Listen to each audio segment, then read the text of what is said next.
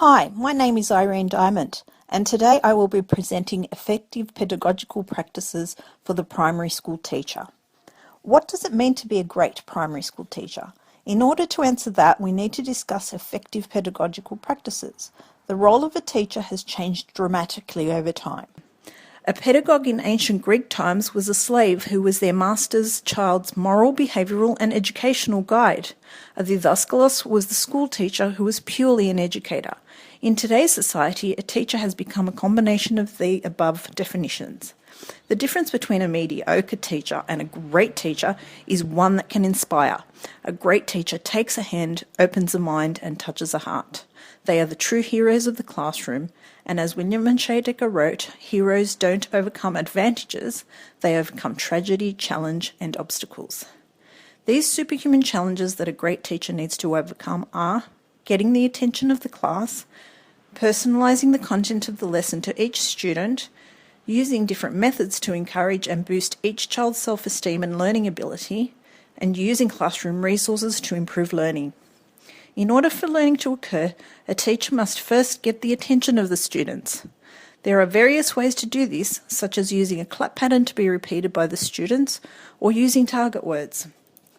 Once a teacher has their attention, they must get the information across effectively for learning to occur. Personalising the content of the lesson to each individual child will maintain a child's interest and make the lesson meaningful. For instance, highlight real-world examples of a subject, something they can relate to in their world outside of school. Getting each child involved in the subject is another effective way to aid learning. For example, getting them to help set up or decorate, using their senses to learn from the subject, like touching or smelling, and simply asking questions. Personalising the classroom by placing children's works around the room also aids the learning process, as it gives each child a feeling of belonging and ownership of the room. A great teacher must understand which learning style each student learns best with and use techniques better suited to them. Computers are a big part of school life today. This resource provides education beyond the classroom walls.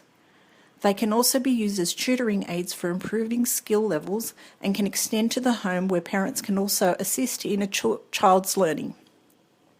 A child's achievement can be improved by providing feedback.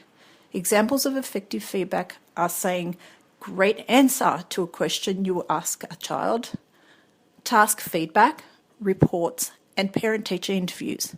Feedback is essential for learning and motivation. As an extra aid to effective learning, a teacher can use some techniques from proven learning theories. The behaviourist learning theory basically uses a stimulus-response association. Positive and negative reinforcement can effectively be used in the classroom. An easy way to modify a child's behaviour with positive reinforcement is by giving approval and encouraging a child with positive words and affirmations. Younger children respond well to the token system to reward positive behaviour. Providing negative consequences to bad behaviour can improve conduct.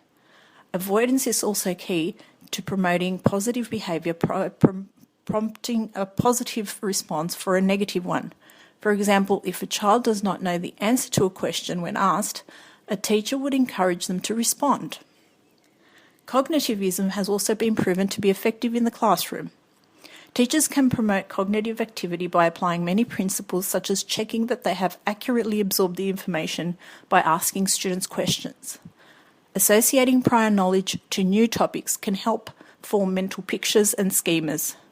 Utilising effective learning techniques such as mnemonic devices can help shift the information from short to long-term memory.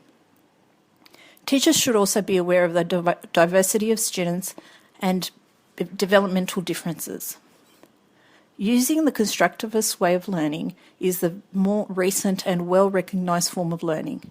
Engaging the students in discussions such as role-playing, brainstorming and debating creates collaboratively constructed knowledge. Classroom layout plays a big part in these types of discussions. Children that sit in a circle can see and hear everyone's responses and are more likely to participate in group discussions. Seating needs to be arranged according to the learning activity. Teachers must also be aware of the needs of students, such as sensory impairments. The teacher must also remember to work the crowd when possible, such as when a lesson is explained or children are doing group work. Physical proximity ensures better listening. A great teacher needs to be aware of any issues that arise in the classroom and do the best to alleviate these issues. These include bullying, self-esteem issues, problems at home, and medical and health conditions.